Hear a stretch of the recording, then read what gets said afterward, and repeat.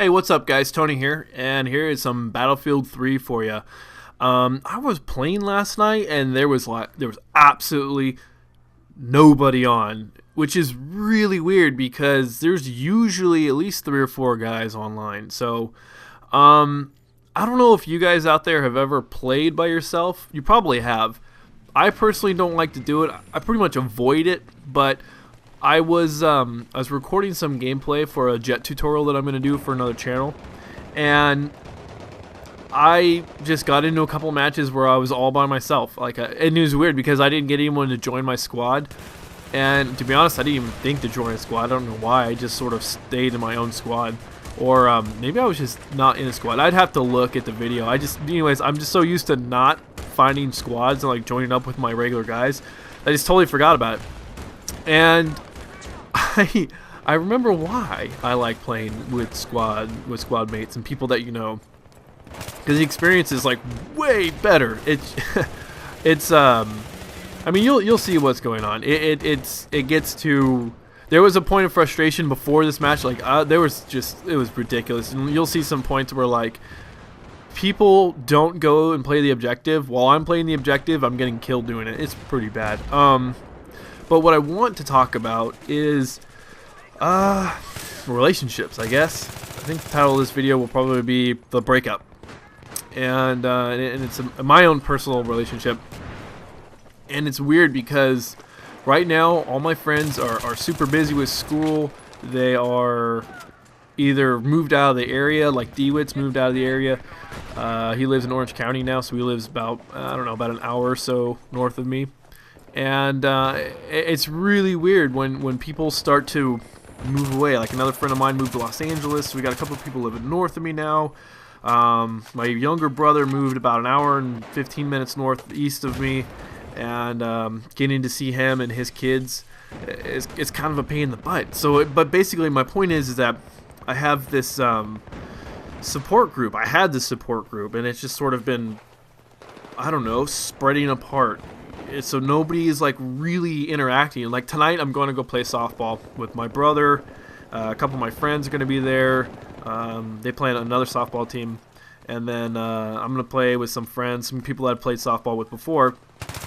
The thing is though, is like this is the first time that we've all gotten together at one place in almost like 2 years. It's really weird. And it's one of those things, like if you're in high school, you see your friends every single day. You are so used to seeing your friends. And then when you get out of high school, like the people you used to hang out with, you just don't hang out with anymore because you're just not forced to be around them every single day, 5 days a week, and you might even see them on the weekends. And so there might be those friends where you're like, oh yeah, we're going to be friends forever. And it just doesn't happen that way. You end up drifting apart, and you might talk to them once a month. Maybe even once a year after a while. It's just the way it happens. But that's not really the point of this commentary. It's just sort of to illustrate that my social network and my support group, it's gone. And so I'm finding myself in this weird place right now. And I guess the only really outlet that I have right now is you guys. You guys have been there, listened to me for the last couple of years now, almost 2 years. It'll be 2 years in November, I believe. So I've come to grow accustomed and completely comfortable talking with you guys and getting your feedback. So anyways, here's another little episode. For those of you guys who have been subscribing to me for a while, you'll remember that I had a girlfriend last year. I got a girlfriend last December, January-ish, December, and she was this beauty queen. Totally smart, totally beautiful girl. Her name was Dana, and she was a Miss Carlsbad, which is kind of a rich area around my area, and she's just gorgeous, And so we dated for several months, and then she broke up with me because I'd made some off-color jokes, and so I remember when I first told the story, Veggie was just laughing his ass off. He's just like, a girl broke up to you because you told some really dirty jokes. And yeah, I was like, yeah, they're borderline like racist jokes, I guess you could say. And she said that we had philosophical differences. So I was kind of like, damn it, that was really just, well, one, I just couldn't believe anyone could be that sheltered, I guess, because she was really sheltered. I'm like really sheltered girl. But then it's weird because like as a historian, you'll notice like trends in history. Certain things seem to repeat themselves. Well, this year it was like right on cue. I met this other girl, Katie. We started kind of hanging out around October, November, right at the end of last baseball season.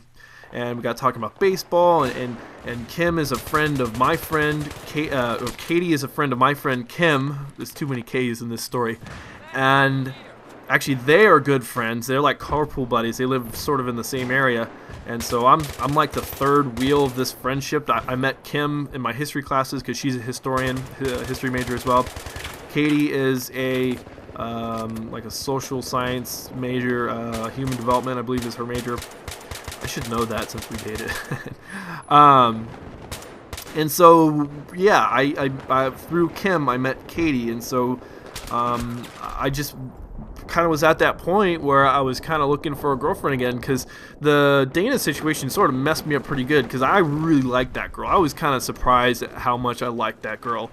We got along very well. I mean, we could just go to a restaurant and talk, and hours would pass, and we were like, whoa, we've been talking for that long. It's insane. I just can't quite get where time went, you know? And if you've ever had that person in your life, you kind of know exactly, I shouldn't say you know exactly how special it is to not count the hours. The hours just fly by magically, and you can lose yourself within that person, and you give sort of yourself to that person. And I'm making it sound like I was in love with this girl, but I wasn't. I just had a really strong attraction to this woman. And so when she ended it the way she did, I just goes like, it was a gut punch. It was like, oh man, that sucks. And so that translated into me taking a while to, look around. And so I found this girl, Katie, and it was one of those situations where we got along so well as far as like baseball was concerned. I wasn't particularly physically attracted to the girl at first. I mean, she's not unattractive at all. But I just was kind of like, well, you know what, I dated a beauty queen, so how do you follow up a beauty queen, And so we started dating, and it became official in December. And when I went to Europe, something weird happened. I was in Europe, and it was New Year's, and I really wanted her to be there, because like at New Year's, you really want that person to be there with you, and just have that your girlfriend there, and the New Year's thing, and kissing on New Year's, and it's all that the stuff that we've been programmed to want to do or need to do on a holiday, especially like New Year's. It's kind of a special romantic holiday, and so I missed having that. Now I'm not saying that I missed her specifically, but I missed having that person there. And so as I was going through my trip in Europe, I came to the realization while I was out there, I was just like, man, and I had a long conversation with my friend who I went to go visit out there, and I told her, I was like, you know what, this is really weird. I don't miss her. I'm actually doing this, and I'm not finding that I wish she was here with me, which I would expect if I really liked this girl. And so she was saying, well, there are probably some sort of fundamental things that you have to work out when you get back home. And so when I did get back home, I was distant. I was not intentionally distant, but I was distant because I didn't know what my headspace was, and I needed to get my bearings. And I kind of tricked myself into I like this girl again, even though I knew that I didn't. And the thing is, though, is I enjoy my time with her, but I didn't particularly miss her or just lust to be around her. There was no like, I must hang out with this girl. It was more like I could either be alone or I could be with her, and I was totally comfortable doing one or the other. And that's not at all like the basis of a good relationship. And I used to tell myself this too all the time. I'm like, well, you know what, she's so like, she puts out for you, she comes down, drives all the way down here for you, because I just recently got a job again, so I was without a job from January 17th until last weekend, And so she was coming down and she was putting herself out there for me, and she was doing a lot for me. And I berated myself several times. I'm like, why don't I have stronger feelings for this girl? She's awesome. She's such a good person. She's so giving. She's got a very traditional mentality when it comes to like the role of a woman within a relationship. She's very much like, I want to please my man. My man comes first. And that's like, it's very rare to find that nowadays, it seems like, just because women are very like women empowered.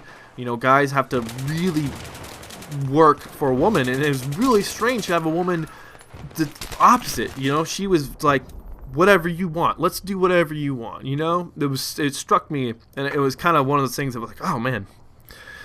But yeah, I didn't like really have those really strong feelings for her. And she would constantly say and make these like, I miss you, you know, and send me text messages like, I miss you. And I never would say it in return because I didn't miss her. I didn't miss her at all. And I beat myself up because of that. I'm like, why don't I miss this girl? You know? And so I finally came to that realization, like, this is it. This is done. There's no reason to keep up with this. And I kind of like sat on my laurels for a couple of days and just kind of thought about how I'd approach this. And so she had made mention that she had picked up a surprise for me, and I was like, yo man, this is like the best time to do it, I guess. I feel kind of like a dick, but I don't want her going out of her way for me again, if I can't reciprocate, you know, these sort of feelings. So then it was Monday afternoon. I you know, met her on campus and broke up with her as gently as I could. But this is where like everything is like, I'm fine with that, but here's where I'm getting beat up in this story is that she like is posting, you know, like she posts her status like single on Facebook, and then, you know, I see it because I'm her friend, and so like you see all these people like, oh, that's too bad, let's get you a new boyfriend, and you know what, he's missing out, you know, you're such a wonderful person, and all this stuff. And then she posted some lyrics to a song. She did that every now and again to like show how she was feeling or whatever. And she posted these lyrics to this song about a guy who just totally lied to this girl and crushed her and broke her heart and just like tore her in a million little pieces. And I got pissed off. I was just like, what is this? What is this? Like, I didn't lie to her. I did my best to make this relationship work. When we broke up, she's like, I knew it was coming. You know, I could tell you were being distant. And she seemed relatively fine, you know, like better than I was expecting. And we had like a nice conversation afterwards. And I kind of thought that we would go on and just have a normal friendship. And you know, it's like, hey, look, you know what? This didn't work. So can we still be friends? Because we get along great, but it just didn't work, you know? Just sometimes people don't do that. But now I'm dealing with this, you know, fallout from, and on the internet of all things. Like, the one thing that bugs me is like, we never changed our relationship status on Facebook to like single to in a relationship or anything like that. So for me, from my friends' perspectives, I'm still neutral or in a relationship. Some of my friends didn't even know I had a girlfriend. And so it's weird because I know she didn't do it. She just like suddenly changed it, and I don't know what it is about people that need that sort of like, oh my gosh, you know, poor you. But my bitch is that, why is it that because I broke up with someone, I need to be painted like a liar, like a jerk, the destroyer of hearts?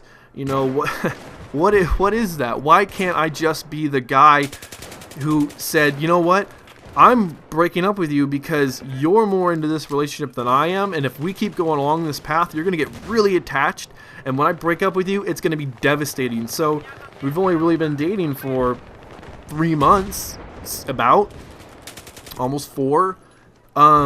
Let's just call it quits before it gets too far, you know? And I thought I was doing her a favor. I was looking out for her feelings because I'm not emotionally invested in this thing. So I don't know. It's just really bugging me that I'm being painted to be this jackass, this douchebag who, you know, is the destroyer of young women's hearts. And yeah, it's really frustrating. Like I said, I don't really have anyone to talk about this, but anyways, guys, this gameplay is wrapping up. Sorry for the venting, but like I said, I really don't have anyone to talk to about this right now. So anyways, guys, thanks for watching, and thanks for subscribing, and I'll talk to you later.